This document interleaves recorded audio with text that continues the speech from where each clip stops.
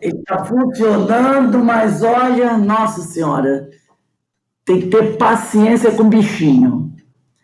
Bem, meus amigos, hoje, dia 9/11/2021, terça-feira, estamos aqui reunidos para mais um estudo de O Livro dos Espíritos, essa publicação de Allan Kardec. Hoje vamos estudar a parte segunda do capítulo 2 da Encarnação dos Espíritos, questões 133 e 133A. Então, antes de iniciarmos o nosso estudo, vamos fazer a nossa prece. Pai amado, Pai de infinita misericórdia e justiça, estamos todos nós reunidos aqui, Senhor, na Sociedade de Estudos Espíritas Francisco de Assis, essa casa que é a casa de Jesus, é a casa onde nós nos reunimos para estudar esse evangelho abençoado. Te rogamos, Senhor, as tuas bênçãos, que o Senhor nos ilumine, que o Senhor nos ampare e que nós possamos, Senhor, dentro das nossas possibilidades, ajudar esses nossos irmãos que mais se encontram em necessidade. Que a tua luz, que a tua paz nos envolva a todos. E mais uma vez agradecemos o amparo, o envolvimento que os amigos espirituais, esses amigos tão queridos, nos proporcionam, nos ajudando, nos inspirando, para que possamos nos aprofundarmos nos estudos dessa doutrina. E assim te pedimos amorosamente que nos dê a permissão para iniciarmos os nossos estudos da semana e do dia de hoje, terça-feira. Graças a Deus. Bem, meus amigos, passados os momentos do apedrejamento, vamos iniciar os nossos estudos. Hoje, nós vamos estudar a questão 133 de O Livro dos Espíritos. Como nós falamos da semana passada, questão 132, era qual o objetivo da encarnação dos espíritos. E nós vimos que Deus, como diz os espíritos, na resposta 132, Deus lhes impõe a encarnação com o fim de fazê-los chegar à perfeição. Esse impõe, nós vimos, que não é naquela questão de obrigar, de tirar o direito do outro, mas sim com a ideia de necessidade. Então, a encarnação é necessária para que o espírito possa chegar à perfeição.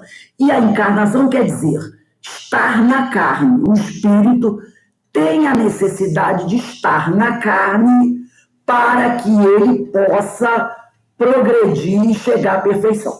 Na questão 133, Kardec pergunta o seguinte aos espíritos: tem necessidade de encarnação os espíritos que desde o princípio seguiram o caminho do bem? Então, na questão 132, a pergunta foi: qual o objetivo da encarnação dos espíritos? E na 133, Kardec pergunta: se os espíritos têm necessidade de encarnação, se os espíritos que sempre, desde o início, seguiram o caminho do bem, também têm necessidade de encarnação. Então, muito interessante as duas perguntas, né? A primeira pergunta: qual o objetivo da encarnação, na 132, e a segunda é se tem necessidade de encarnação os espíritos que, desde o princípio, seguiram o caminho do bem. Uma das coisas que a gente tem que, eu já até falei com vocês aqui, sempre é bom analisar a pergunta de Kardec. Sempre é bom analisar a pergunta. E na pergunta, ele coloca duas palavras aqui. Tá? A primeira palavra, encarnação. Tem necessidade de encarnação. E aí a gente vai relembrar aquilo que já falamos, né? O que é encarnar é a presença do espírito no mundo material, né? Então, é a presença do espírito no mundo material. Ele assumir um corpo de carne, de se encarnar. Outra palavra da pergunta. Desde o princípio, se desde o princípio seguir o caminho do bem. A palavra princípio aqui, ela, nessa pergunta que Kardec faz, ela não tem a ver com a criação do espírito. Quando ele diz, tem necessidade de encarnação os espíritos que desde o princípio seguiram o caminho do bem, então esse princípio aqui não está se referindo à criação, quando o espírito foi criado, tá? Mas sim quando o espírito toma consciência de si mesmo. A partir do momento que o espírito começa a fazer as suas escolhas. Então, quando ele diz aqui, tem necessidade de encarnação, quer dizer, de estar na carne, os espíritos que desde o princípio, quer dizer, desde o momento que ele toma consciência de si mesmo, seguir o caminho do bem. Por quê? Porque antes do espírito receber o livre-arbítrio, porque ele só começa a receber o livre-arbítrio quando ele tem consciência de si mesmo. Qual seria, né, esse espírito que não tinha consciência de si mesmo? Esse espírito que ainda estava em cima da árvore? Esse espírito que não conhecia... Está dando um eco aqui. Será que tem alguém com o microfone aberto? Peraí, um eco da... Deixa eu ver. Vera, só tinha até então, não tem ninguém com o microfone aberto, não. Vê se melhorou agora. Melhorou agora? Não, melhorou não. Está horrível o som. Vou tentar passar para o celular. Faz o seguinte, aí entra de novo, para ver se melhorou. Está dando eco. Está repetido o som. Peraí. Entra de novo. Vou desligar e ligar de novo. Para você, tá bom? Alberto, tá, quem tiver o som bom, faz assim, positivo. Não está dando eco, não? Então, o problema é no computador dela. Então, quando ele está falando aqui, esse princípio, ele quer dizer quando o espírito toma consciência de si mesmo. Aí sim, né? Então, tem necessidade de encarnação os espíritos que a partir do momento que tem consciência de si mesmo, que utiliza o seu livre-arbítrio, seguir o caminho do bem? Essa é a pergunta. Porque o livre-arbítrio só é dado ao indivíduo quando ele toma consciência de si mesmo. Porque senão, não teria utilidade esse livre-arbítrio. A partir do momento, melhorou a Verinha? A partir do momento que o indivíduo... Rose, por gentileza, está em que questão, por favor? Eu estou na questão 133. A partir obrigado. do momento que o espírito começa a ter consciência de si mesmo, ele começa, então, a fazer suas escolhas. E somente a partir daí, ele começará a passar por uma avaliação. Quando ele faz as suas escolhas. Então, os espíritos respondem assim. Todos, eu sempre gosto de enfatizar isso, não há privilegiado, não há exceção. Todos são criados simples e ignorantes, né? Então, todos os filhos são criados iguais. Todos eles irão encarnar, não importa o lugar do universo, não importa o planeta. Todos os espíritos são criados simples e ignorantes. Que a pessoa vai dizer assim, ué, e a Terra? Vamos parar para pensar. Antes da Terra existir, já não existiam espíritos? Sim. Deus não já criava? Deus cria sempre. Nós já falamos sobre isso. Deus cria sempre. Então, antes do planeta Terra existir, já existiam espíritos puros e já existiam planetas perfeitos e já existiam planetas que já tinham desaparecido, que já tinham se extinguido. Já existiam sóis que já tinham acabado. Entendeu? Se a Terra tem mais ou menos 5 bilhões de anos, tem planetas que foram criados há mais de 30 bilhões de anos e que já deixaram de existir. Já deixaram de existir. Como o nosso um dia vai deixar de existir. E tem um tempo de vida. Então, esses espíritos, quando criados há 20, 30 bilhões de anos atrás, foram criados da mesma forma que nós, simples e ignorantes, porque a lei é uma só, para todos, não importa o tempo, não importa o local do universo. Todos foram criados simples, unos, indivisíveis, ignorantes, sem saber. Todos. Os que foram criados à nossa época, os que foram criados depois que nós fomos criados e os que foram criados antes de nós. Todos foram criados iguais. E todos eles tiveram que habitar um corpo material. Não importa em que o planeta, em que canto do universo foi, não importa como esse corpo era, mas todos, é isso que diz o Livro dos Espíritos, todos são criados simples e ignorantes. Então, quando ele fala todos, a gente tem que pensar nos que foram criados bilhões de anos antes de nós e naqueles que foram criados alguns bilhões de anos depois de nós. Então, todos são criados simples e ignorantes e se instruem, quer dizer, evoluem, vão adquirindo conhecimentos e adquirindo experiência nas lutas e tribulações da vida corporal.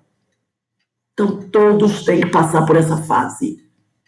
Aí ele diz aqui, Deus que é justo não podia fazer felizes a uns, quer dizer, criar alguém já perfeito, puro, sábio, como algumas religiões falam, dos nefelims, dos serafins, esses que a literatura de algumas religiões contam, né? Esses arcanjos que já eles sempre foram puros desde que foram criados.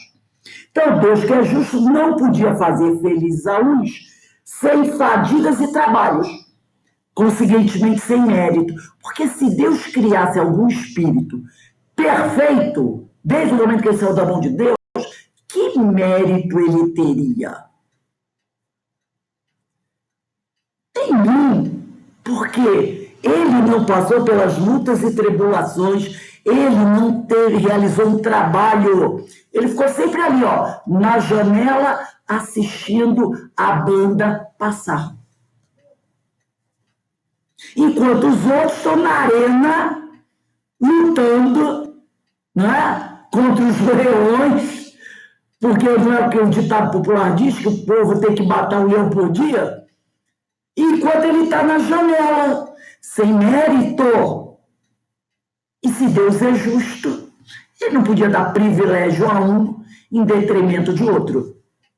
E para a gente, né, deixar isso bem consolidado, nós vamos ver aqui algumas questões do Livro dos Espíritos, para enfatizar bem essa ideia, que para nós, para algumas pessoas, ainda é um pouco difícil de compreender, porque quando a gente fala dessa questão de eternidade, né, de espíritos que foram criados bilhões de anos antes de nós, de espíritos que foram criados bilhões de anos depois de nós, né, essa ideia de que esse espírito puro, perfeito, também ralou, também quebrou a cara, também tropeçou, também caiu, para a gente fica um pouco complicado, não é? A gente, às vezes, voltar no tempo e imaginar isso.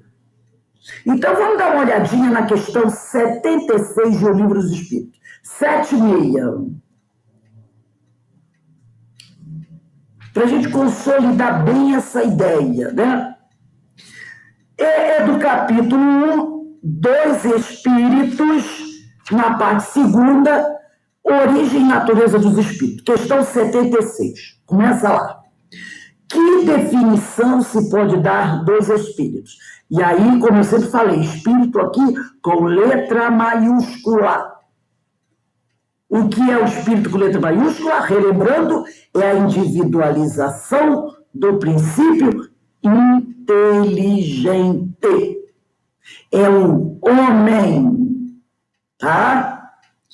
Pode dizer-se, diz os espíritos, que os espíritos são os seres inteligentes da criação, povoam o universo fora do mundo material. Então, a notinha de Kardec.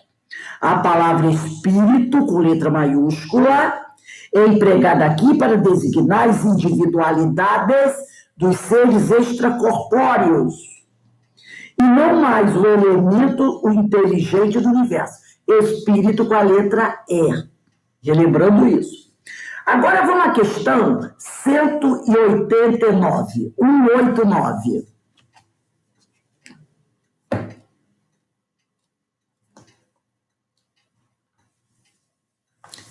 Na parte 2ª, capítulo 4, da pluralidade das existências.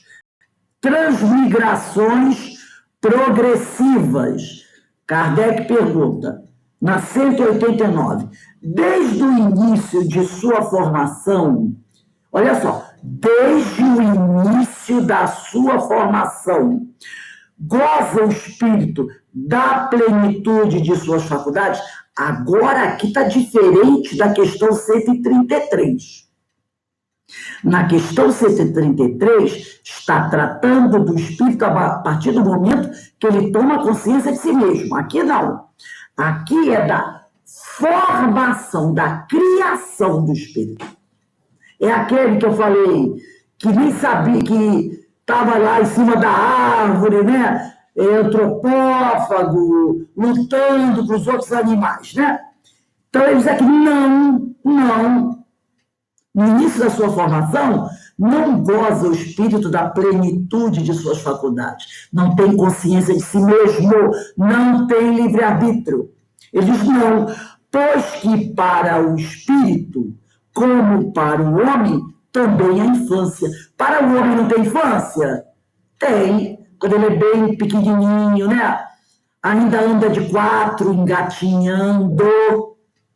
Ele anda de 4 engatinhando, porque ele não consegue ainda ficar de pé. Então, faz essa analogia. A criança, até 1 ano, anda de 4, porque ela não consegue ficar em pé. Na sua infância, primeira infância. O homem, na sua formação, o espírito, ocupou também. O espírito habitou um corpo que também não podia ficar de pé. Também andava de 4. Né? Os primeiros corpos. Né? Então, por isso que a gente tem que prestar atenção. Não se diferenciava o homem do macaco. Quem olhasse não saberia perceber.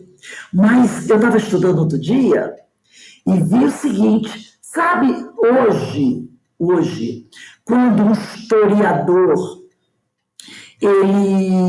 um antropólogo encontra fóssil, aqueles fósseis de mais de 1 milhão de anos, sabe como é que muitas vezes ele faz a diferença entre o fóssil humano e o fóssil de um macaco grande? Porque se tem 1 milhão de anos, acha-se o fóssil, a pessoa vai dizer o quê? Pode ser um gorila, pode ser um macaco. Como é que eles sabem? Quando, por exemplo, os pés são encontrados, o osso dos pés são encontrados, ao olhar, aí por isso que eu digo, o meu olhar, eu não ia perceber isso, mas o olhar da pessoa que conhece, ela sabe. Ele olha os pés.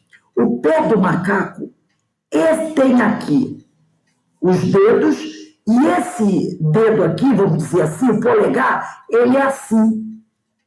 Ele sai aqui, do lado do pé, do peito do pé. Tem o peito do pé do macaco, né? Que ele tem os dedos. Esse polegar dele, vamos dizer polegar, ele sai do lado do pé. O do homem é junto. Não são assim os 5 dedos? O polegar é paralelo, é como se fosse assim o pé do homem. O polegar não é paralelo aos outros dedos? Um do lado do outro, polegar o maior e vem diminuindo, não é assim? Vem diminuindo, é tudo um do ladinho do outro. Agora, o do macaco não. O polegar do macaco não é ao lado do outro dedo, sai do lado do pé, do peito do pé. Aí tem um osso aqui, então eles sabem, isso aqui é um fóssil hominídeo, ou esse aqui é um fóssil de um macaco. Era a diferença. Para um leigo que olhasse, ia ser é tudo macaco.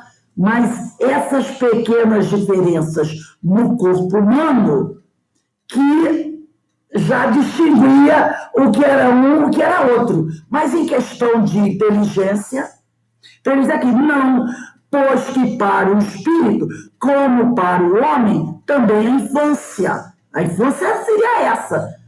Quando ele tinha ainda o cérebro atrás da face e vivia como os outros macacos. Em sua origem, a vida do espírito é apenas instintiva, como dos animais. Os animais irracionais também não vivem pelo instinto. É pelo instinto. Eles sabem quando tem perigo, quando não tem perigo, né? As aves sabem quando chega o inverno que elas têm que viajar para o sul, para uma região. Os animais sabem a época de acasalamento. O urso sabe o tempo que ele tem que ir lá dormir. Tudo isso é o instinto de sobrevivência, como o homem também tinha. Aí ele diz aqui, o homem, lá na sua formação, mal tem consciência de si mesmo e de seus atos.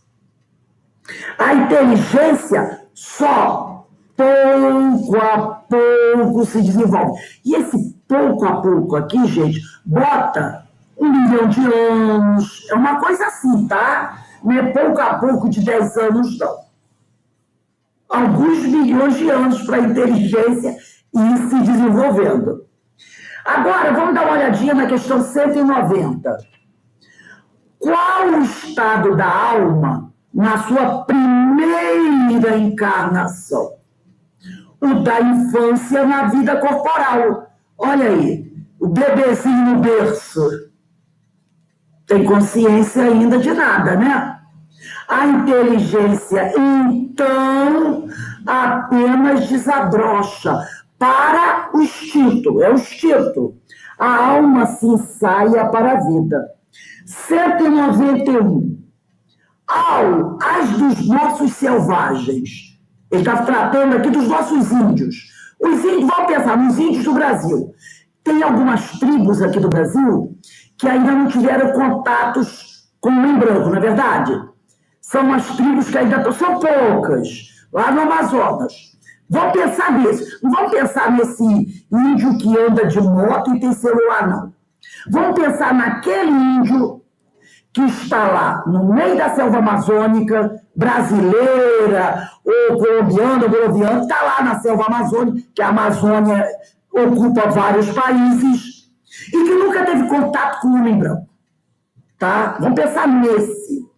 Ele diz aqui, o Kardec, a dos nossos selvagens são almas do estado de infância, ele diz, de infância relativa, pois já são almas desenvolvidas, visto que já nutrem paixões. Esses índios, que nunca tiveram contato com o homem branco, eles vivem numa sociedade, não vivem? Eles têm a tribo, eles têm o pajé, eles têm as leis deles, eles têm os deuses deles, eles respeitam a natureza, eles sabem que só podem caçar o que é necessário comer, eles têm armas, sabem fazer armas. Tanto sabe que na Austrália tem uma tribo que eu dou até na televisão, que também é assim. E um tal de um pastor foi até lá. O que o pastor aconteceu com o pastor? Eles meteram uma flechada no pastor, mataram o pastor. Então eles têm armas para se defender, não é só para matar animal, mas para matar o intruso. Então você não pode dizer que esses índios que vivem na Amazônia e que nunca tiveram contato com seres humanos são iguais ao homem que vivia em cima da árvore ou dentro da caverna. Você não pode dizer isso, porque eles já têm uma sociedade. E outra coisa, eles têm uma linguagem. Eles têm uma linguagem, eles falam uma língua. É um tupi, eles falam uma língua. Se comunicam com essa língua, através dessa língua. E se um homem branco, por acaso, for viver no meio deles, eles poderão aprender a língua do homem branco, como o homem branco poderá aprender a língua deles. Por quê? Porque se entrar alguém lá e conseguir entrar e ser recebido falando português, daqui a 1, 2 anos, o índio daquele está falando português. Neymar está falando português. Porque a inteligência já está completamente desenvolvida. Entendeu? Eles estarão falando português tranquilamente. Tira um bebê lá, vai até lá, pega um bebezinho daquele que está lá, numa tribo dessa isolada, traz e cria aqui em Petrópolis, Jacarepaguá, para ver o que acontece. Bota ele na escola, para ver o que acontece. Vai aprender a ler, escrever, vai ser médico. Por que isso acontece? Porque ele já está completo. Ele tem essa capacidade. Então você não pode comparar. Por isso que ele disse aqui, de infância relativa, pois já são almas desenvolvidas. Visto até que já nutrem paixões, né? Tem uns que até querem pegar as coisas dos outros lá.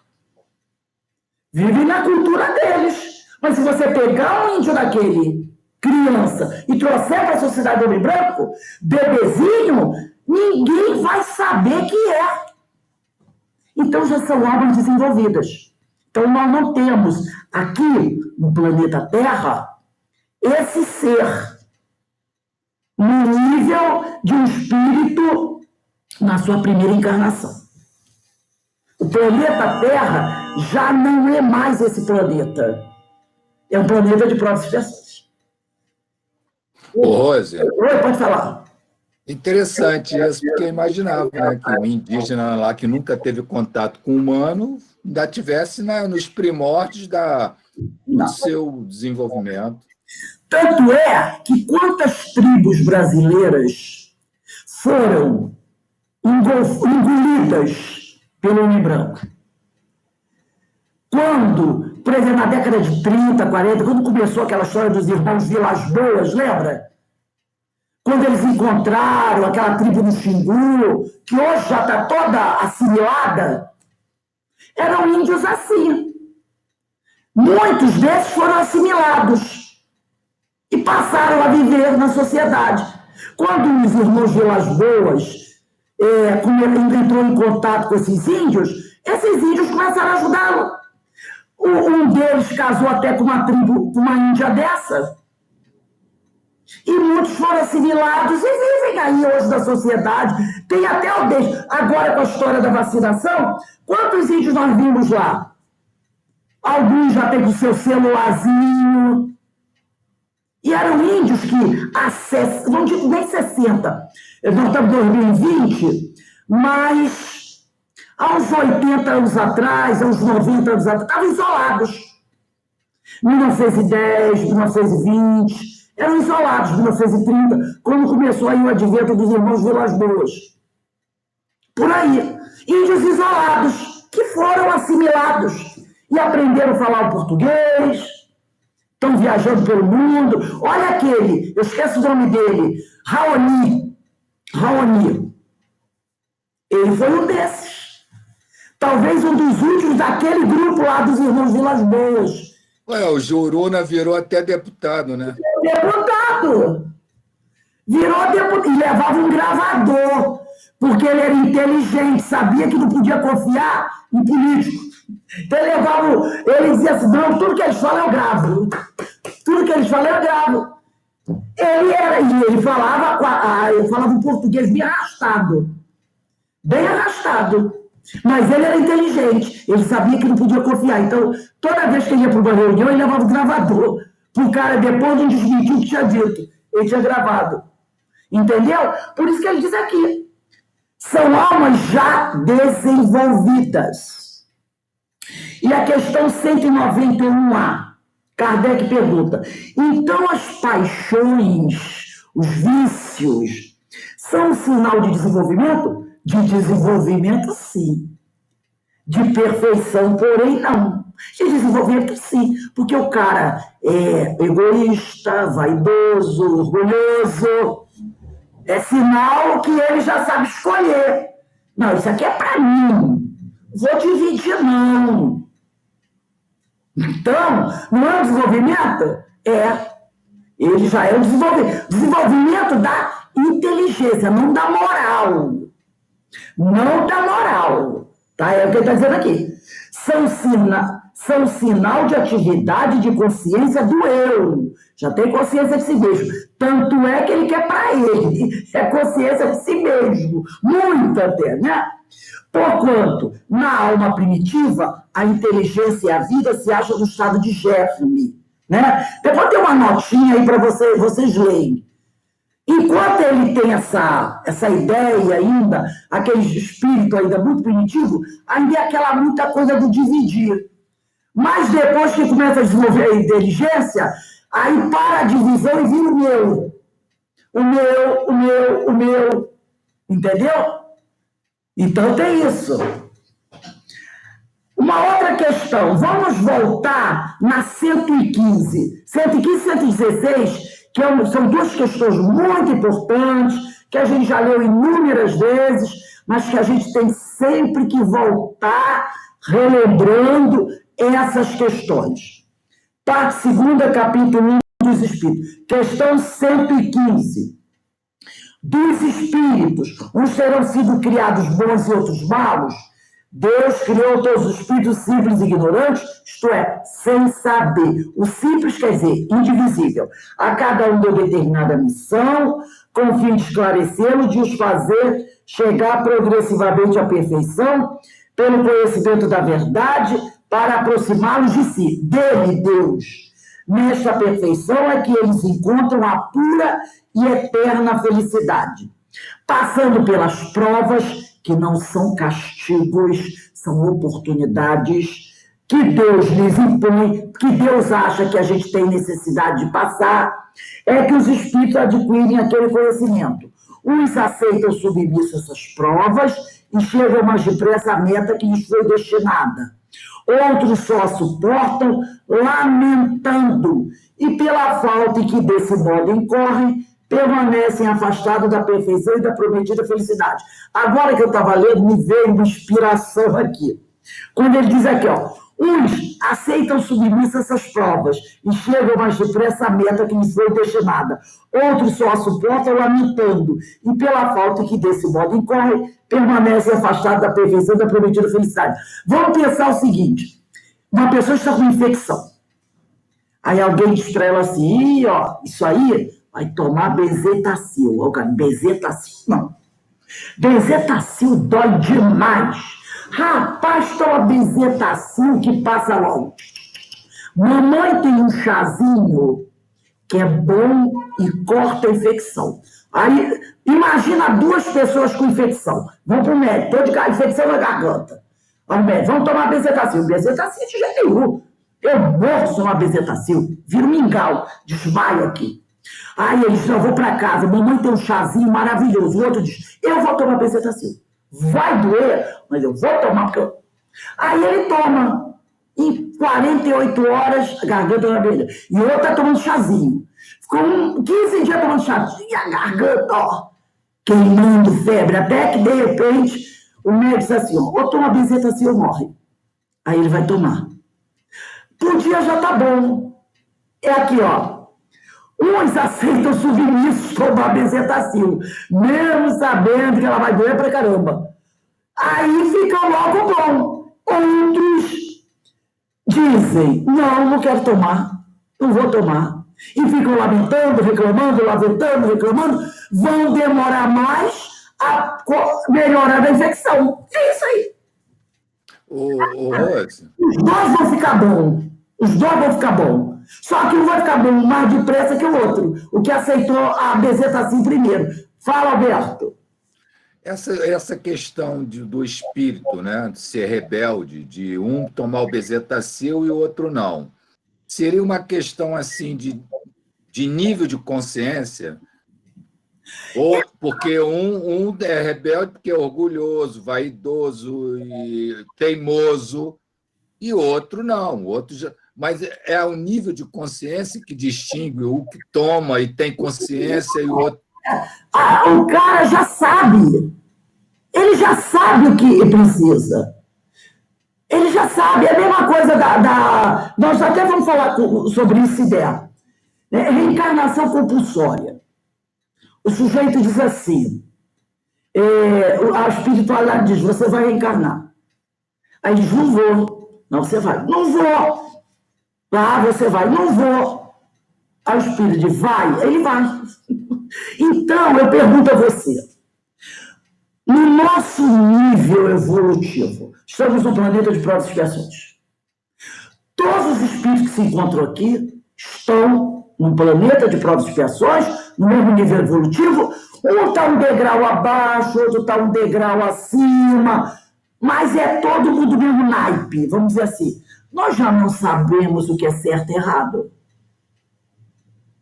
Será que tem algum espírito encarnado na Terra que não tenha consciência de si mesmo? Não.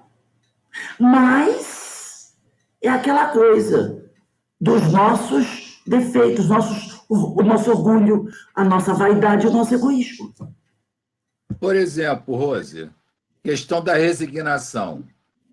Para um espírito atingir um nível de resignação, aceitar que o que ele passa não é uma questão também de um patamar acima, porque às vezes a pessoa está passando pela mesma coisa, mas que vida dura, como é que Deus é assim? E o outro não, está aceitando aquela situação como uma situação.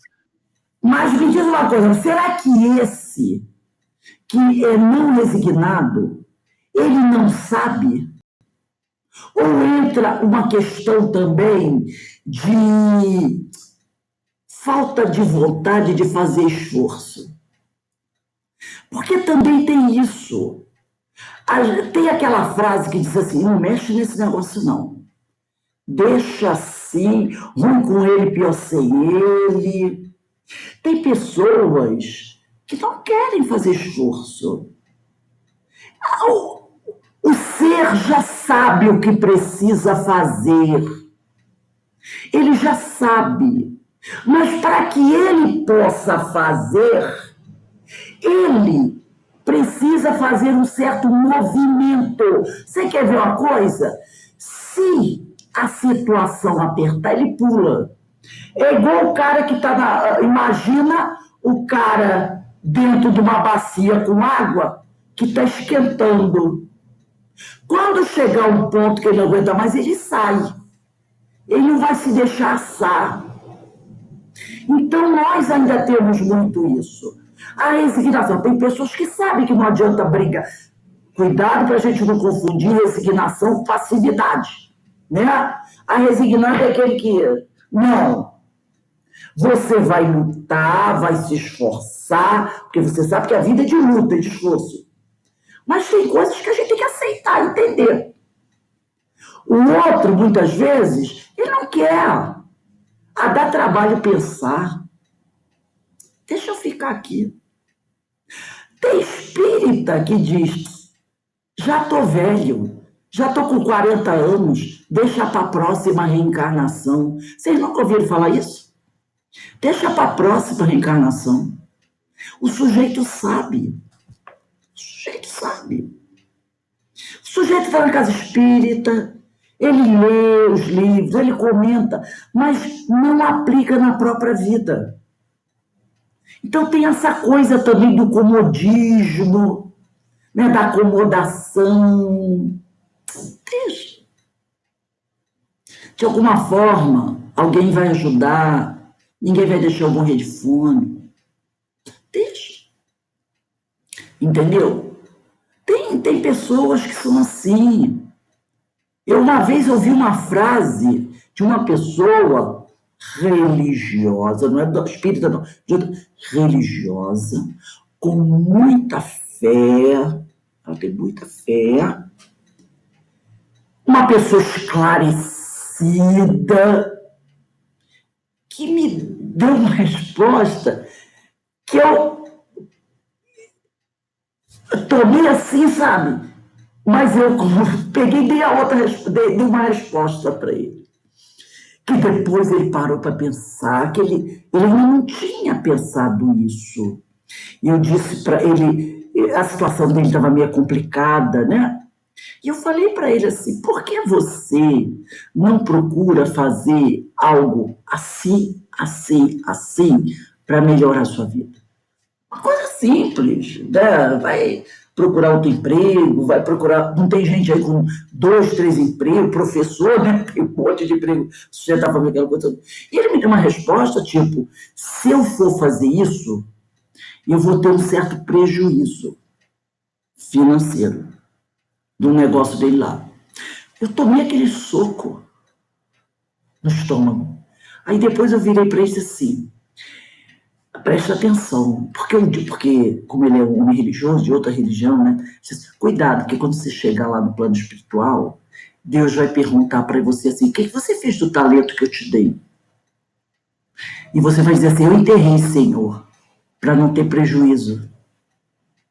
Eu enterrei. Por que você não fez assim, assim, assado? Coisa mais... eu não fiz porque eu não queria ter prejuízo. Aí ele tomou um impacto. Ele parou. Rose, é verdade. É verdade. Eu não estava querendo procurar outra forma de conseguir um dinheirinho para dentro da minha casa e recebendo cesta básica, essas coisas, para não ter que pagar um outro negócio ali. Porque se eu tiver um outro emprego, o meu salário vai crescer um pouquinho e eu vou ter que pagar um outro negócio ali. Acho que já deu para vocês imaginarem o que é, né? Algo como uma pensão. Entendeu? Porque se ele não tivesse um outro, ele teria que pagar um pouco mais de pensão. Aí eu falei para ele, então um dia que você estiver com o senhor, ele perguntar para você, por que você não procurou? Senhor, para não ter que pagar mais pensão para os meus filhos. A resposta. E ele, aí quando ele tomou aquele impacto, ele, nossa, olha o que eu estou fazendo. Então ele não estava procurando melhorar de caso pensado. Que caso pensado? Pergunto, o que é isso? Não é egoísmo? De caso pensado. Uma pessoa maravilhosa. Mas da mesma forma, quando ele faz essa, eu faço uma, a Iraci faz outra, o Roberto faz outra, entendeu? Nós ainda fazemos essas coisas. E não é porque a gente não saiba que não tenha que fazer. A gente faz ainda. Porque esses vícios ainda estão muito vivos em nós. Então a gente faz sim. Se a gente parar para observar, a gente vai ver quantas coisinhas a gente faz. Pensando só no nosso bem-estar. Entendeu? Então, muita coisa que a gente faz não é porque a gente não saiba que não deva fazer. É o livre-arbítrio. É a utilização equivocada do livre-arbítrio. Você sabe que já não deve fazer aquilo, mas a gente ainda faz. Agora, hoje, com certeza, a gente faz muito menos do que fazia antes. Amanhã, a gente vai fazer muito menos do que a gente faz hoje. Agora, estamos todos na mesma classificação. Só que um já aprendeu um pouquinho mais a lição do que o outro. Mas todo mundo sabe o que tem que fazer. Mas tem as escolhas, né, que a gente ainda faz. Aí aqui, na questão 116, pergunta assim: haverá espíritos que se conservam eternamente nas ordens inferiores? Não. Todos se tornarão perfeitos. Mudam de ordem, né? Terceira ordem, espírito imperfeito, segunda ordem, bons espíritos, primeira ordem, espíritos puros, mudam de ordem, mas demoradamente. Porquanto, como já da outra vez dissemos, um Pai justo e misericordioso não pode banir seus filhos para sempre. Pretenderias que Deus tão grande, tão bom, tão justo, fosse pior do que vós mesmos? Então, a gente vai trocando de ordem demoradamente. Por exemplo, da terceira ordem dos espíritos imperfeitos para a segunda ordem dos bons espíritos, a gente vai levar muito mais tempo do que da segunda ordem bons espíritos para espírito puro. Então, o tempo que a gente sai da terceira ordem para a segunda será muito maior. O tempo que a gente vai levar para sair da terceira ordem para a segunda, vai ser muito maior do que passar da segunda para a primeira. Porque ao passar da segunda para a primeira, no momento de passar, a gente já estará com um ganho de conhecimento fantástico. Então, a passagem é muito mais rápida do que a primeira, tá? Do que quem vem lá de baixo. Outra questão, 122. Vamos dar uma olhadinha na questão 122. Olha aqui. Como podem os espíritos se origem quando ainda não têm consciência de si mesmos? É aquele que não sabe nada? Gozar da liberdade de escolha entre o bem e o mal. Há neles algum princípio? Qualquer tendência que os encaminhe para uma cena de preferência a outra? O livre-arbítrio se desenvolve à medida que o espírito adquire a consciência de si mesmo. Então, somente a partir do momento que o espírito adquire consciência de si mesmo é que o livre-arbítrio começa a se desenvolver. Antes do indivíduo ter consciência de si mesmo, ele não tem livre-arbítrio. Encarna, desencarna, encarna, desencarna, encarna, desencarna.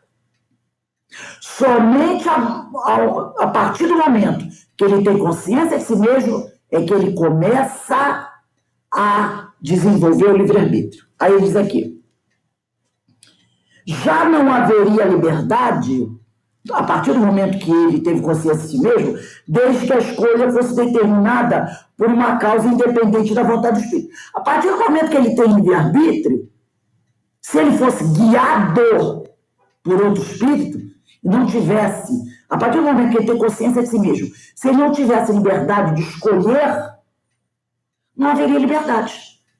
Por isso Deus, assim que percebe que o espírito tem consciência de si mesmo, a primeira coisa que ele faz: toma, meu filho, o livre-arbítrio. Logicamente, para você ir desenvolvendo.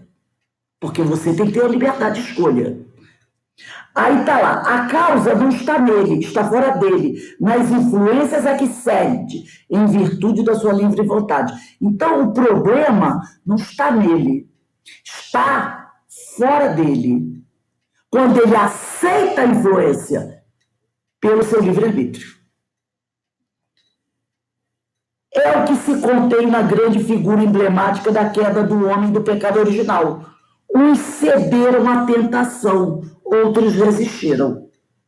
Então, o problema não está no homem, porque no homem está escrito da consciência a lei de Deus. Mas como eu tenho livre-arbítrio, eu escolho seguir a lei ou não seguir a lei. É da influência que vem para mim. Se apresentam duas coisas. Eu escolho. Rose. O momento que eu escolho, consequências. Fale.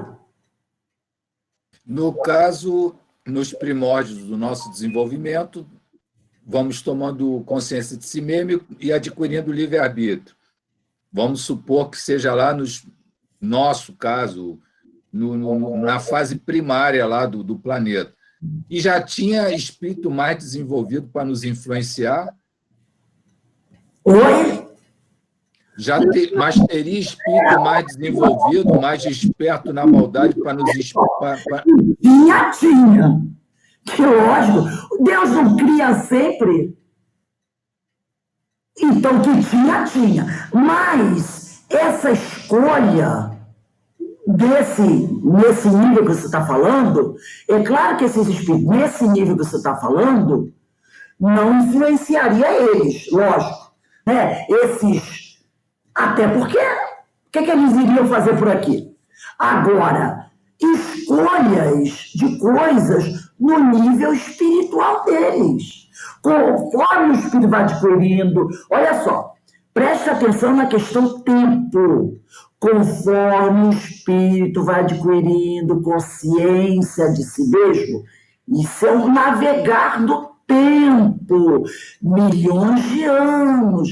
Ele vai adquirindo livre-arbítrio e vai desenvolvendo. Então, o livre-arbítrio que ele vai adquirindo não é igual o meu nem o seu.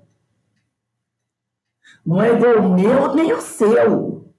Olha o que está aqui na questão 122, que era 122 que a gente estava lendo.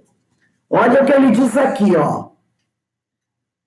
À medida o livre-arbítrio se desenvolve, à medida que o espírito adquire a consciência de si mesmo. Então, se ele andou 1 centímetro na questão da consciência de si mesmo, o livre-arbítrio dele é no nível da sua consciência. É no nível da sua consciência. Se a consciência de si mesmo, se a inteligência se desenvolve um pouco mais, o livre-arbítrio também se desenvolve um pouco mais. E as tentações também estão no nível da consciência de si, que o indivíduo tem. Então, de repente, a tentação é um pedaço de carne a mais, entendeu? É uma caverna melhor. É uma coisa assim, ao nível da inteligência, da capacidade do indivíduo. E, no caso, as tentações também. Hoje, o espírito não vai me tentar. Olha, eu vou tentar você com o seguinte, tu vai pegar o canto direito da minha caverna. Não vai. Já é outro caso. Entendeu? É outro caso. Então o cara, nós vamos matar. O cara estava dentro da caverna. Um frio tremendo. A madeira da fogueira acabando. Só tinha um pedaço de carne. Eu tenho que sobreviver. Eu mato o outro, mais carne para mim. Ele já está fazendo escolha. Uma escolha. Ele podia dizer, não, vamos caminhando junto nós dois. A gente pega umas peles, bota nas costas, vamos os dois caçar, trazer comida para botar dentro da caverna para nós dois. Ele, olha, não, pouca comida, muita gente, vamos eliminar a concorrência. Entendeu? Então, o livre-arbítrio vai se desenvolvendo à medida que o sujeito vai tendo consciência de si mesmo. E essas tentações também estão no nível da consciência do indivíduo. Então, a gente tem que sempre pensar isso. Eu não posso pensar numa tentação, em algo que me atrai, e que esse mesmo algo que me atrai vai atrair o cara. Ou que atraiu o cara ia me atrair. Entendeu? Então, a gente tem que sempre pensar nisso. Ele está adquirindo consciência. Então, o livre-arbítrio dele está se desenvolvendo. Mas no nível evolutivo dele. No nível evolutivo dele. E aí a lei de causa e efeito vai agir também assim. No nível evolutivo do indivíduo. Porque a nossa ignorância nos defende. Então você não pode, no nível, analisar em questões morais um homem do século XXI com aquele homem. Não tem como. Então, a gente tem sempre que analisar isso, tá? Perceber esse tipo de coisa. Os níveis evolutivos. Hoje, a nossa responsabilidade é muito maior. Muito maior. Porque entra a questão moral, de forma escandalosa. É o que nós estamos vendo por aí. É o sujeito que liga para o outro e diz assim, lembra, hoje não, mas há um ano atrás, quer tomar vacina? Eu tenho vacina. Aí o cara, eu quero. Convida os amigos, sabendo que a vacina só pode ser aplicada pelo SUS. Aí ele convida os amigos, vai para uma garagem de ônibus, junta todo mundo lá para tomar vacina escondido. Porque ele quer dar um golpe no cara que está na fila esperando para tomar vacina. Ele quer passar na frente de todo mundo. Tomar vacina primeiro. Vai dizer, quando a farinha é pouco, é o meu pirão primeiro. Só que ele não sabe que a vacina que ele quer tomar na frente do outro não é vacina, é soro. O outro é mais esperto que ele. Ele é banco esperto, vai tomar vacina na frente do outro. Só que o cara que ofereceu a vacina dele e que vai cobrar R$600 pela dose da vacina, está dando para ele soro. No meio de uma pandemia. Isso não é uma questão moral? Terrível? É. O cara, quando estava o pessoal morrendo por falta de oxigênio lá em Manaus, o cara pegava bujão de gás, não tem aquele bujão de gás grande? E pintava de verde. E as famílias desesperadas procurando os depósitos, e o cara dizia, eu tenho oxigênio. Aí o pessoal chegava lá e ia olhar o que era. Oxigênio o cara levava. Era bujão de gás, ele pegou os bujões de gás, pintou tudo de verde, porque o bujão de oxigênio parece que é verde. Lá no Manaus era verde. Ele pegou, comprou um monte de bujão de gás, uns vazios, outros cheios, pintou de verde e vendeu como se fosse bujão de oxigênio. Sem que não interessava para ele se a família estava comprando, porque o cara estava morrendo no hospital asfixiado. Ele quer ganhar dinheiro. Então eu quero para mim. Mas é para uma criança que está morrendo sufocada no hospital. Não interessa. Leva bujão de gás pintada de verde, pensando que é oxigênio. Eu pergunto, agora, ele não sabia? Claro que sabia. Que as pessoas estão morrendo. Mas é meu interesse. E outras barbaridades que nós vimos por aí, pessoas ganham dinheiro à custa da morte do outro. Quantas, gente? Quantas? E todo mundo sabia. Os exemplos de venda de órgãos, né? De matar a pessoa para tirar o órgão e poder comercializar o órgão. Médicos fazendo isso. Não é? Médicos fazendo isso. Médicos. Juízes vendendo sentença para libertar prisioneiros do presídio. Juízes vendendo sentença. Essas pessoas não sabem? Sabem. Não é? E falta de cultura não é. Vamos olhar a questão 230.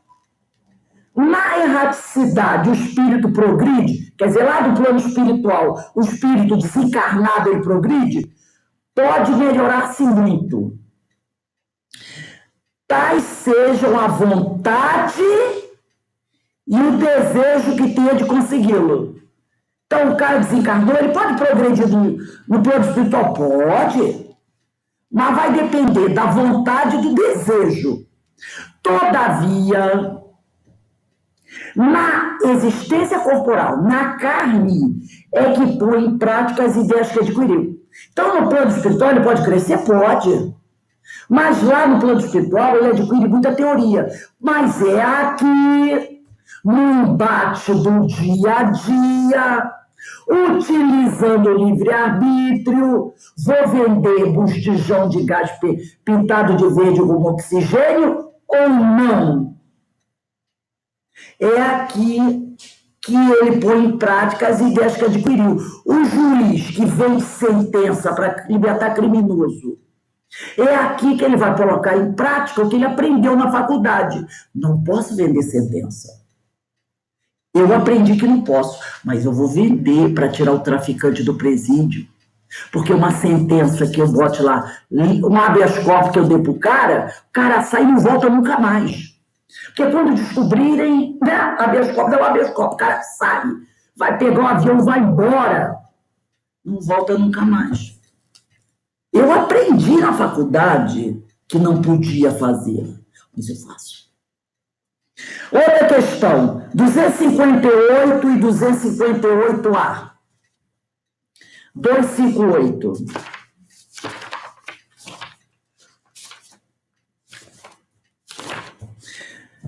É na parte segunda, capítulo 6 da vida espírita, 258 e 258A.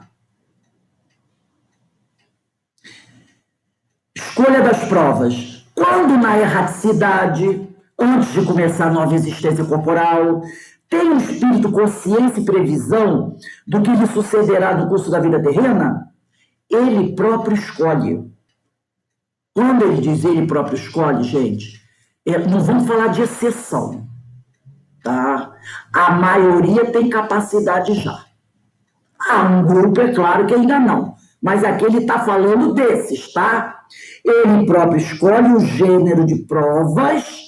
Quer dizer, ele próprio escolhe as experiências necessárias porque há de passar, e nisso consiste o seu livre-arbítrio, a sua autonomia. Alguns escolhem, não tem ainda muita capacidade, aí recebe uma ajudinha. Outros já têm uma certa capacidade, então o amigo espiritual fica próximo para... Isso aqui, o que o senhor acha? Não vai tão fundo. Oh, tá, tudo bem. Agora, outros já são independentes, dependendo do grau evolutivo do espírito. Aí ele diz aqui, 258A. Aí, mediante o que o espírito falou, que o espírito escolhe, ele perguntou a Kardec, mas não é Deus, então, quem lhe impõe? E a gente já sabe que não é impor, é uma experiência necessária. As tribulações da vida como castigo, a gente já sabe que não tem castigo, tem aprendizado. E aí o Espírito responde, nada ocorre sem a permissão de Deus, porquanto foi Deus quem estabeleceu todas as leis que regem o universo. Aí ele vira e diz assim, já sei, e de agora perguntar... Por que decretou ele esta lei e não aquela? Então o Espírito falou isso para o Kardec. Já sei, você quer saber disso. Dando ao Espírito a liberdade de escolher. Aí ele diz assim, aí o Espírito diz, dando ao Espírito a liberdade de escolher, Deus lhe deixa a inteira responsabilidade de seus atos e das consequências que estes tiveram. É aquele caso da Benzetacil. Eu estou te dizendo que o melhor bezetacil. Mas já que você não quer tomar, vai tomar um chazinho da mamãe, eu deixo na sua inteira responsabilidade todas as consequências que podem acontecer. Você vai ter uma infecção muito mais grave, talvez tenha que ser internado. Aí, em vez de um bezetacil, vai ter que tomar meia dúzia. Então, já que você tem a liberdade de escolher, as consequências você também tem que assumir. Né? Então, diz aqui, nada lhe atrapalha o futuro. Estorve, atrapalha. Abertos se acham, assim, o caminho do bem como do mal. Se vier a sucumbir, restar-lhe a consolação de que nem tudo se lhe acabou e que a bondade divina lhe concede a liberdade de recomeçar o que foi mal feito. Se quebrar a cara, tem pelo menos a consolação de que você vai ter outra oportunidade. Né? Então, fica para a gente, voltando lá a 133, fica bem claro isso, né? Que os espíritos têm a liberdade e que a partir do momento que ele adquire a consciência de si mesmo, o seu livre-arbítrio vai se desenvolvendo e você vai fazendo as suas escolhas, né? Então ele diz, tem necessidade de encarnação os espíritos que devem precisar seguir o caminho do bem? Todos são criados simples e ignorantes. Todos vão ter que passar pelas tribulações. E a partir do momento que adquirirem consciência de si mesmo, o seu livre-arbítrio começa a desenvolver. E aí vai depender de você, de acordo com as escolhas que você fizer. Agora vamos a 133A. Aí Kardec pergunta, né? Mas então, de que serve aos espíritos terem seguido o caminho do bem, se isso não os isenta dos sofrimentos da vida corporal? Quer dizer assim, quer dizer, aquele que mais acerta vai ter que passar por tribulação? Vai ter que passar por dificuldade? Se o cara vem fazendo escolha certa, por que ele tem que passar por dificuldade? Não era para ele passar batido pela dificuldade? Aí o que os espíritos dizem? Eles chegam mais depressa ao fim. Chegam mais depressa. Demais, as aflições da vida são muitas vezes a consequência da imperfeição do espírito. Ora, se todos são criados simples e ignorantes, é lógico que todos vão ter os seus equívocos. Todos vão ter equívocos. Agora, quem tiver mais equívoco, demora mais. Quem tiver menos equívoco, chega mais rápido. Mas todo mundo vai ter que passar pela carne. E ao passar pela carne, vai ter que passar pelas tribulações, que são as provas, as experiências necessárias. Então, diz aqui, quanto menos imperfeição, tanto menos tormentos. Aquele que não é invejoso, nem ciumento, nem avaro, nem ambicioso, não sofrerá as torturas que se originam desses defeitos. Mas qual de nós já não foi um pouquinho egoísta, um pouquinho vaidoso, um pouquinho orgulhoso?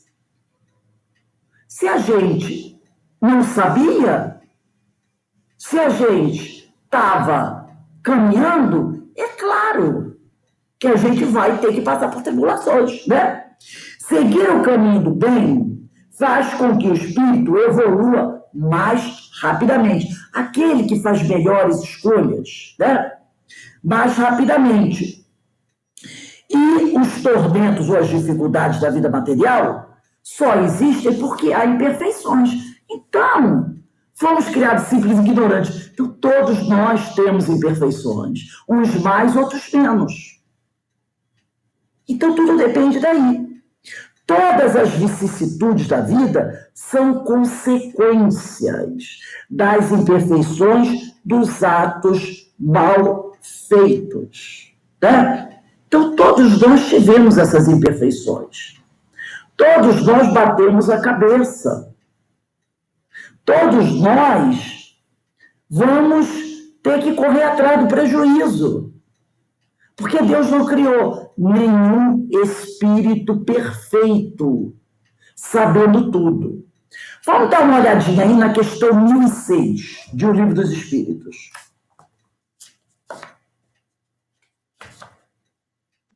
Qual o número?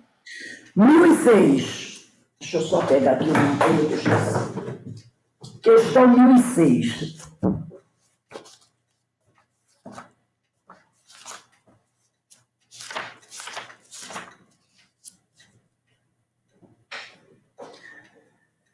Parte 4ª, capítulo 2, das penas e gozos futuros. 1006. Aí Kardec pergunta: poderão durar eternamente os sofrimentos do espírito? Durar eternamente? Eles dizem, poderiam se ele pudesse ser eternamente mau. Isto é, se jamais se arrependesse ou melhorasse. Sofreria eternamente. Deus, porém, não criou seres tendo por destino permanecerem voltados perpetuamente ao mal. Apenas, volta a falar, os criou a todos simples e ignorantes, tendo todos, no entanto, que progredir em tempo mais ou menos longo. Olha aqui. Então ele diz aqui, apenas os criou a todos simples e ignorantes, tendo todos, no entanto, aqui, ó, apenas os criou, tendo todos, no entanto, que progredir em tempo mais ou menos longo, conforme decorrer da vontade de cada um. O tempo será mais ou menos longo, dependendo da vontade de cada um. Vamos dar uma olhadinha na questão 1007. Haverá espíritos que nunca se arrependem? Auge arrependimento muito tardio, aqueles que demoram. Porém, pretender-se que nunca se melhorarão, fora negar a lei do progresso e dizer que a criança não pode tornar-se homem. Então, não tem. Né? E a 1008, depende da vontade do espírito a duração das penas? Algumas não haverá que lhe sejam impostas por tempo determinado? Sim, ao espírito podem ser impostas. Aí a gente vê na questão, esse imposto aqui, na questão da compulsória, né? Mas, na realidade, aí ele diz, impostas penas, na realidade são processos educativos, por determinado tempo, mas Deus, que só quer o bem de suas criaturas, acolhe sempre o arrependimento, e infrutífero jamais fica o desejo que o espírito manifeste se melhorar. Eu trouxe aqui, vocês não precisam pegar, né? O Evangelho de João, se quiserem, vocês podem anotar. Evangelho de João, capítulo 9, versículo 1, de 1 a 3. Evangelho de João. Olha só, a questão do cego de nascença. Diz assim, caminhando, viu Jesus um cego de nascença.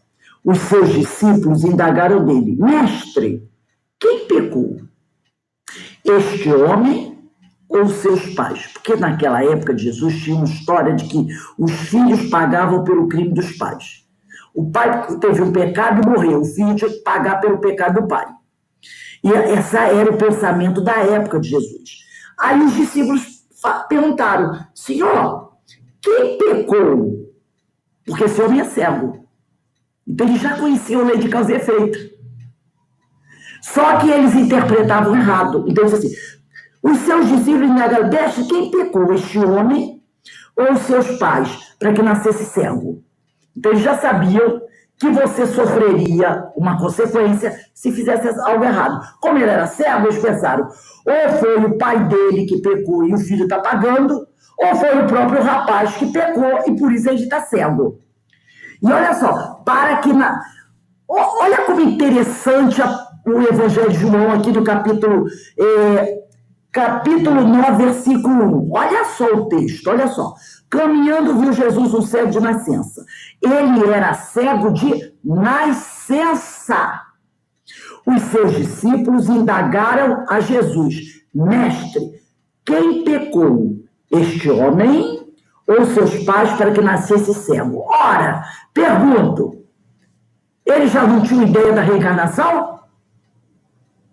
Porque estou dizendo que ele nasceu cego por um pecado que ele praticou. Ora, se não fosse reencarnação, você poderia perguntar, mas ele praticou pecado quando? Por que ele praticou esse pecado? Você está dizendo que ele nasceu cego e está perguntando se ele ou o pai dele pecou? Quando é que ele cometeu esse pecado, já que ele nasceu cego? Só pode ser o quê? Na vida passada, não é? Ou o pai dele cometeu um pecado nessa vida, e aí ele nasce cego para pagar o crime do pai, ou ele cometeu um crime que o fez nascer cego. Mas quando é que ele cometeu esse crime? Só pode ser numa vida passada. Então eles tinham a ideia da reencarnação. Eles tinham a ideia que o espírito poderia viver várias encarnações. Então, pela passagem aqui do Evangelho, já entende isso. Aí Jesus respondeu. Nem ele pecou, tá? Nem seus pais. Nenhum dos dois pecaram. Mas é necessário que nele se manifestem as obras de Deus. Opa, peraí. Que negócio é esse? Ele não pecou na outra vida. Nem os pais. Como é que ele pode ter nascido cego? Tem que explicar isso. Porque não dá para entender. Não dá para entender. Então, vamos na questão 260 de O Livro dos Espíritos. Porque Jesus tinha que explicar para eles que nasceu cego. Se ele não pecou, nem os pais pecaram. Então, a questão 260, na parte 2ª, capítulo 6 da Vida Espírita. Olha só. Kardec pergunta, como pode o espírito desejar nascer entre gente de má vida? O espírito desejar. Aí os espíritos respondem, forçoso é que seja posto no meio onde possa sofrer a prova que pediu. Pois bem, é necessário que haja analogia. É preciso que haja um meio que lhe convide à prova. Como é que ele vai testar a honestidade dele nascendo no meio de gente honesta? Não é? Então ele tem que estar no meio propício para ele ser tentado e verificar se ele resiste ou não. Para lutar contra o instinto do roubo, precisa que se ache em contato com gente dada a prática de roubar. Porque aí ele vai poder testar. Vira aí a questão 269. 269. Pode o espírito enganar-se com deficiência da prova que escolheu? Opa, eu vou escolher uma prova. A espiritualidade olha, tem certeza? Tenho. E eles dizem, pode escolher uma que esteja acima de suas forças e sucumbir. Quando ele é muito orgulhoso, eu quero essa prova. Aí o plano espiritual diz para ele, olha, escolhe outra. De repente, mais 5. Não, eu quero essa. Porque eu quero arrebentar a boca do balão logo. Quero resolver 3 vidas numa só. Aí quando a espiritualidade percebe que é questão de orgulho, vaidade, tudo bem, vai, meu filho. E ele, de repente, sucumbe, estava acima das forças dele. Pode também escolher alguma que nada lhe aproveite, como sucederá se buscar a vida ociosa e inútil. Então a espiritualidade olha, com essa vida aí você não vai conseguir grande coisa. Vida de riqueza. Não era melhor você nascer com um pouquinho menos? Não, eu quero essa. Espiritualidade deixa. Eu tenho livre-arbítrio. E aí, não aproveito quase nada daquela encarnação. Mas então, voltando ao mundo dos espíritos, verifica que nada ganhou e pede outra que lhe faculte recuperar o tempo perdido. E também tem aquelas provas que o sujeito escolhe, mas aí é uma prova até, e depois a gente até vai falar nisso, para Aí também vai depender do espírito, ele dar o ensinamento. Quem conhece o livro dos espíritos conhece aquela história do Marcel, o menino do número 4. Lembra? É um espírito que pede uma prova muito dolorida. Mas não é porque ele precisasse crescer, ele precisava ensinar a sofrer. Então, aqui, só para a gente já dar umas definições, que a gente vai encerrar com um texto da Joana de Ângeles. Provas, o que são provas? São os elementos conscientes que nos fazem crescer, tá? Isso é uma prova. É aqueles elementos que acontecem na nossa vida para o nosso crescimento. O que são expiações? É uma palavra que a gente adora falar de expiação. A expiação, na verdade, é um sinal, um alerta, um alerta de que algo muito sério precisa ser corrigido. A expiação é isso, são os tambores tocando. Você está passando por essa dor porque algo precisa ser corrigido. Ela não deve ser vista, analisada como uma obrigatoriedade, algo que está sendo imposto a gente, mas sim um movimento de aclaramento para chamar nossa atenção para uma mudança de conduta. Então, às vezes, a gente passa por uma dor, por uma dificuldade, que é um sino para fazer a gente acordar. Olha só, você estava indo bem, mas aí você fez umas escolhas e a pancada veio na cabeça. Percebeu? Aí o cara fica assim, meu Deus, por que eu fiz isso? Aí ele tem que atravessar aquele momento difícil, de muita dor, mas ele sabe o porquê. É o acordar. E tem a tal da compulsoriedade. Essa aí, não. Essa é aquela expiação compulsória. É aquela que eu falei do sujeito, que o sujeito diz assim, o espírito diz assim, você vai reencarnar, não vou, vai, não vou, vai, não vou, fui. Por que eu digo que não vou? Porque eu estou de olho na encarnação. A minha visão é na encarnação e nas dores. Aí eu não quero ir porque eu vou passar dor. É o tal, eu não vou tomar bezetacil, vai doer. Mas a espiritualidade me colocou nela, por quê? Porque ele viu a necessidade. A espiritualidade mandou tomar bezetacil porque ela sabe que aquele remédio vai cortar a infecção. Eu não estou preocupado, eu não estou vendo isso. Eu não estou vendo a necessidade, eu estou vendo, vai doer. E aí, por isso é compulsória. Porque o sujeito não vê a necessidade. Ele vê que vai doer. Eu não quero não, vai doer. Não tem necessidade. Então, a compulsória é uma necessidade premente. Não é por castigo, aí está sendo castigado. E aquela encarnação dele ali, nossa, o cara reencarnou todo ruim, tudo isso, aquilo. Deus está castigando. Não. É a necessidade premente. Ele precisa disso. Porque se não for por aí, ele não melhora. E aqui eu trouxe um texto para vocês, da Joana de Ângeles, para a gente encerrar. Esse texto está no livro Plenitude. Porque isso é uma coisa que a gente tem que conversar muito, falar sobre isso. Porque a gente adora dizer que as coisas são castigos. Aí é castigo divino. Deus castigou, Deus fez isso, Deus aquilo, né? O castigo de Deus não falha. Mas não existe isso. Não existe essa coisa de castigo de um Deus não falha. Então, no livro da Joana, Plenitude, tem o capítulo 3, Origens do Sofrimento.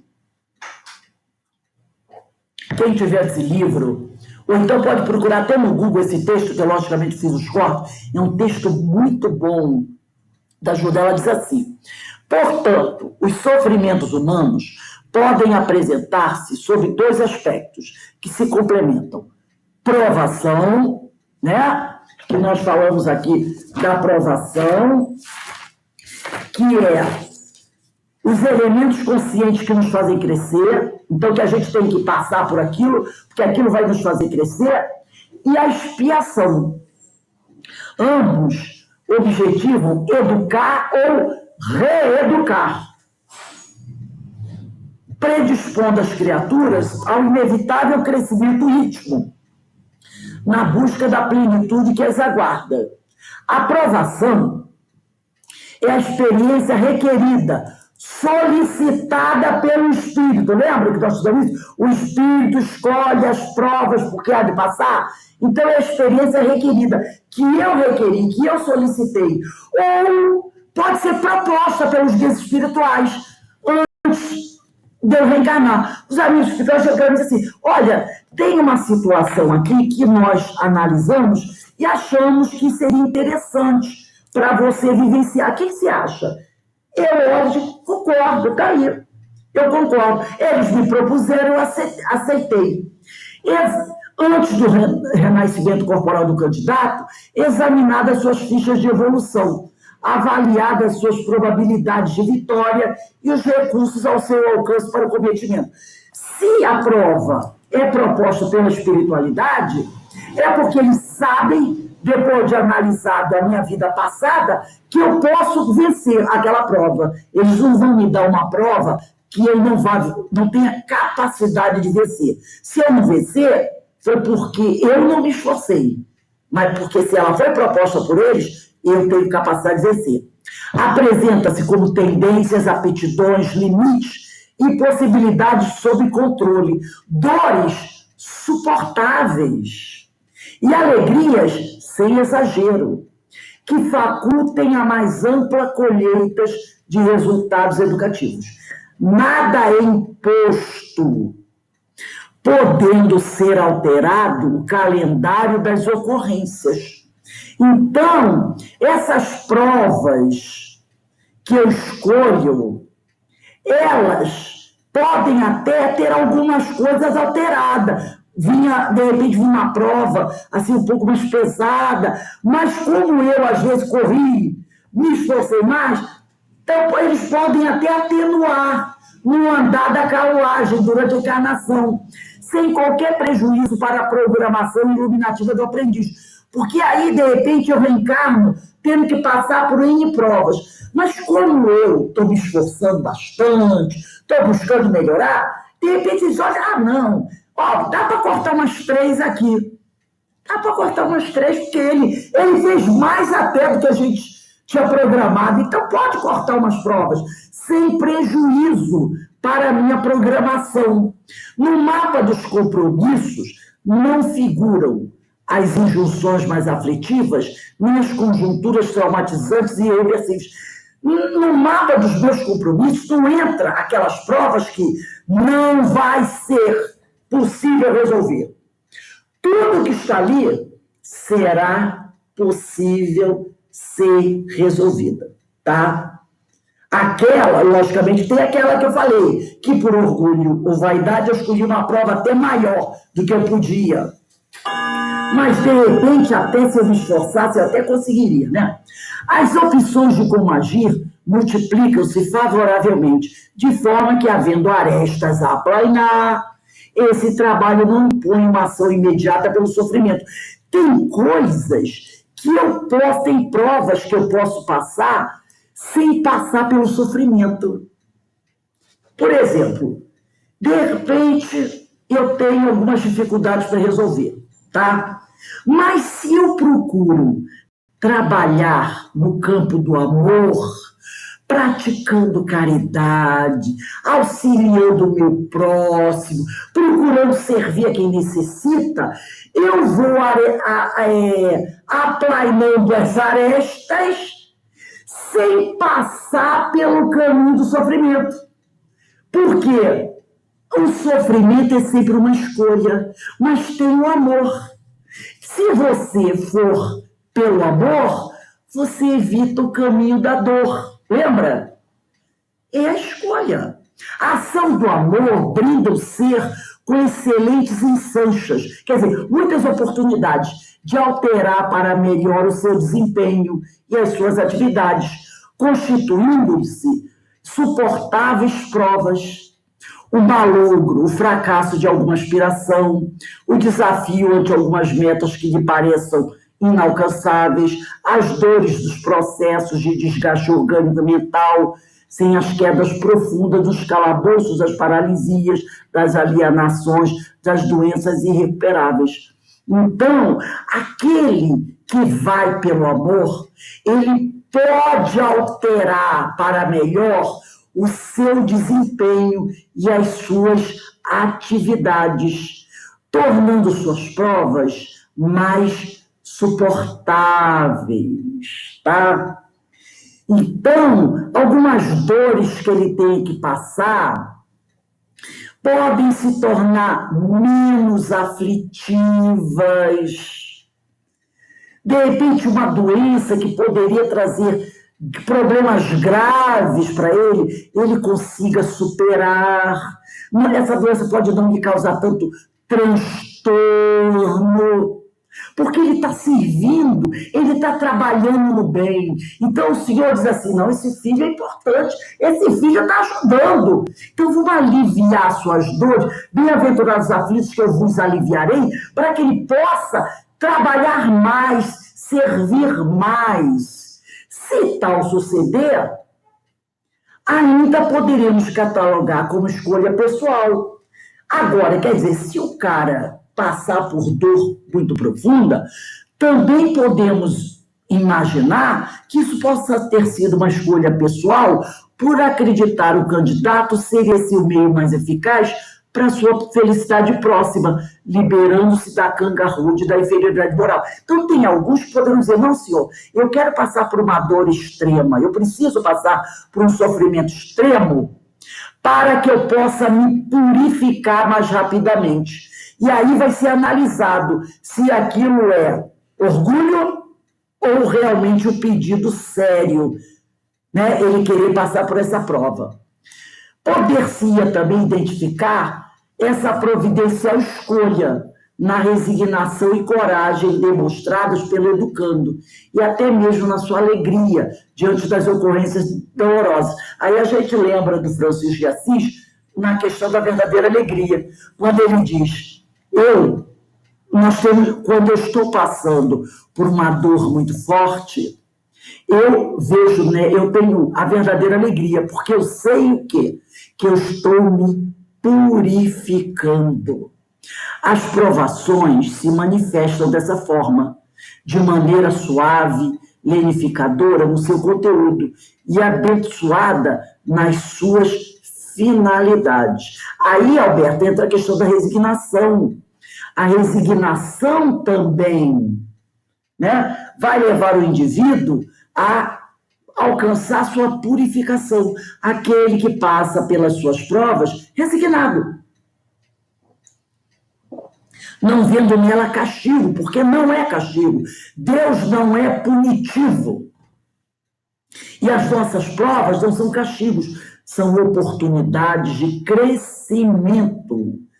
São necessárias para o nosso processo evolutivo.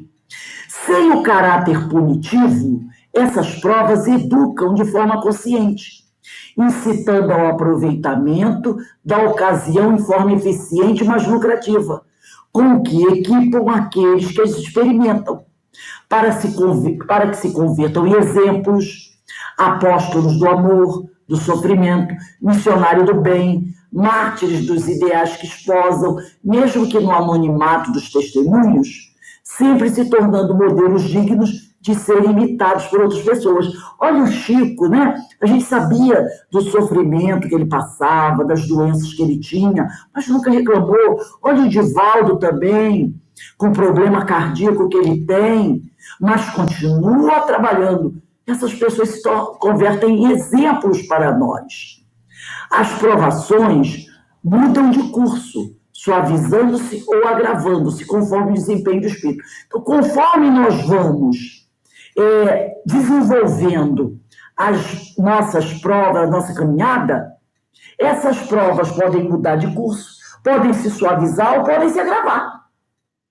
Se a gente está passando pelas provas de cabeça erguida, com vontade, se esforçando, ela pode se suavizar. Agora, se a gente está passando por reclamações, elas podem até se agravar. As expiações compulsórias, todavia, são impostas, falamos sobre isso, irrecusáveis, por constituírem a medicação eficaz, a cirurgia corretiva para o mal que se agravou. Aquele cara, né, que muitas vezes contraiu, se machucou, sabia que precisava ir ao hospital, tomar antitetânica, não vou deixar para lá. De repente ele tem que amputar a perna.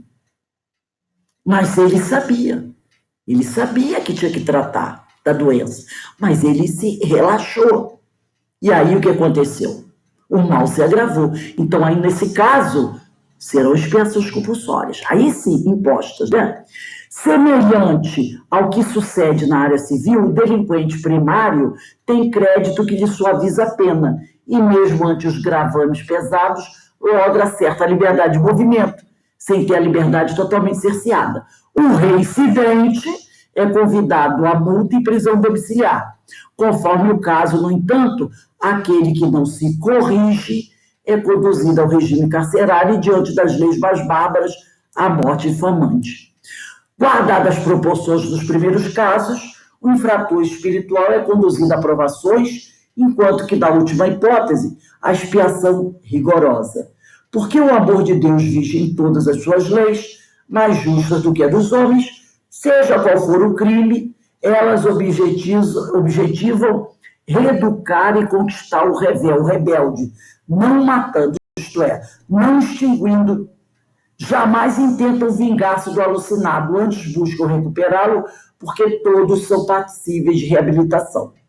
O encarceramento nas paralisias, limitações orgânicas e mentais, as patologias congênitas sem possibilidade de equilíbrio, certos tipos de loucura, de cânceres, de enfermidades degenerativas, se transformam em recurso expiatório para o infrator reincidente, que no educandário das provações mais agravou a própria situação, derrapando para os abismos da rebeldia e da alucinação propositais.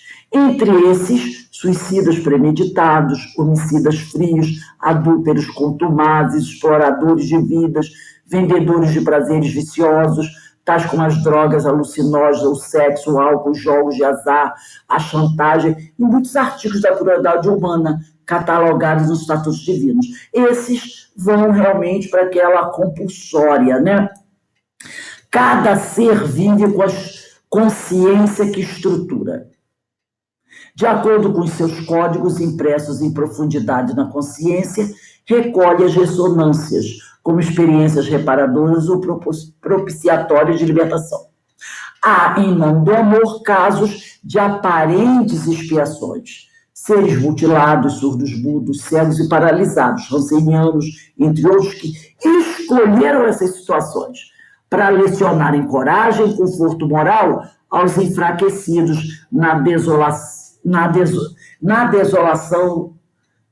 desolados da redenção, né? Conforto moral aos enfraquecidos na desolação da redenção. Então, é o caso do menino Marcel, aquele menino que nasceu cheio de doença, sofrimento, e, na realidade, ele pediu para nascer assim, para ensinar como sofrer, para ensinar o bem sofrer. E aqui, né, para a gente encerrar,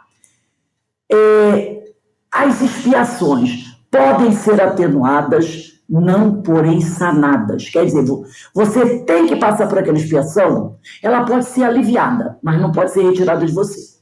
Enquanto as provações constituem forma de sofrimento reparador, reeducador, que promove, as expiações apenas restauram o equilíbrio perdido, reconduzindo o delituoso à situação que se encontrava antes da queda brutal. Então, ele volta, depois da expiação, ele volta àquele momento que ele estava, antes da queda brutal, preparado agora para começar a sua caminhada de novo.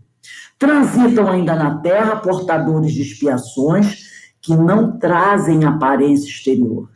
São os seres que estertoram, que agonizam em conflitos cruéis, instáveis e insatisfeitos, infelizes e arredios, carregando dramas íntimos que os estiolam, debilitam, afligindo sem cessar. Podem apresentar aparência agradável e conquistar simpatia, sem que se liberem dos estados interiores mortificantes. São os rebeldes, aqueles que não demonstram que estão sofrendo. Estão sofrendo, mas não demonstram, mantêm aquele orgulho e não se liberam, porque eles não se resignam. Estão sofrendo, carregando dramas íntimos, mas é aquele cara orgulhoso, né, que não se rende. Podem apresentar aparência agradável, sem conquistando simpatia, mas não se liberam dos estados interiores mortificantes. Por quê? Porque ele não se resigna, ele tem aquele orgulho, está sofrendo, mas está, né, mantendo aquele orgulho. A consciência não perdoa no que concerne a deixar no esquecimento o crime perpetrado. Se você cometeu um erro, você tem que se reajustar. Nossa consciência não perdoa. O seu perdão só se expressa mediante a reabilitação do infrator. Quer dizer, com a reparação. As origens do sofrimento estão sempre, portanto, naquele que o padece. A origem do meu sofrimento está em mim, no recôndito do meu ser, nos painéis profundos da nossa consciência. Esse texto da Joana é belíssimo, gente. E para encerrar, tem uma perguntinha aqui, sobre a lei de causa e efeito.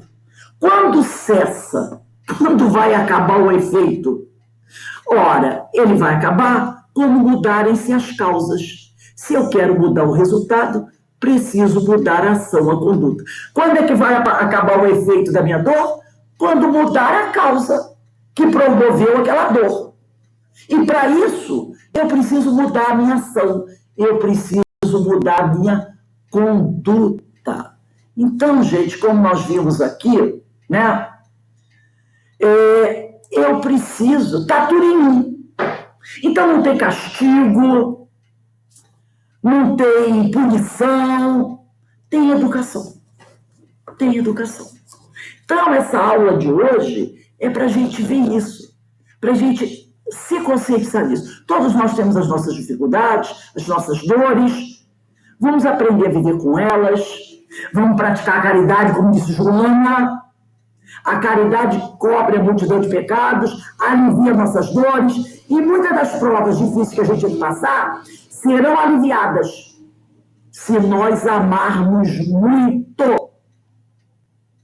Então é amar, é servir ao Senhor, é mudar o comportamento. Alguém gostaria de fazer alguma pergunta? Ou fazer algum comentário? Não, tá tudo certo? Deu para todo mundo entender e sentir? Né? É não reclamar da bezetacil, seguir em frente, fazendo tudo por se melhorar, que aí a coisa vai ficando mais leve. E a gente caminha mais rápido. Ô, Rose, vale. Jesus, que é nosso guia e modelo, passou por isso tudo. Então, vamos seguir em frente. Vamos seguir em frente. Doer um pouquinho, a gente eleva o pensamento ao alto, pede ajuda a Deus, não é? Pede ajuda a Deus, pede ajuda aos amigos espirituais, mas não para, segue em frente. Sempre, como diz o avante e para o alto. Avante e para o alto. É isso aí. Aí. Né? Vamos dar uma paradinha aí, quando for 7 horas a gente retorna, e hoje a nossa palestra às 19h40 vai ser feita pela Érica, ela vai falar sobre o ódio. E a gente sabe que o ódio é uma tremenda pedra de tropeço. Então ela vai falar sobre isso, né? Então 7 horas a gente retorna para o estudo do livro Memória Suicida. São aqueles irmãos nossos que tropeçaram, né? E tropeçaram feio. E aí, né? Haja compulsória para eles. Mas, se Deus quiser, em breve eles terão novas oportunidades, porque Deus dá oportunidade a todos nós. Então, 7 horas a gente está de volta, tá bom? Para estudar a memória suicida.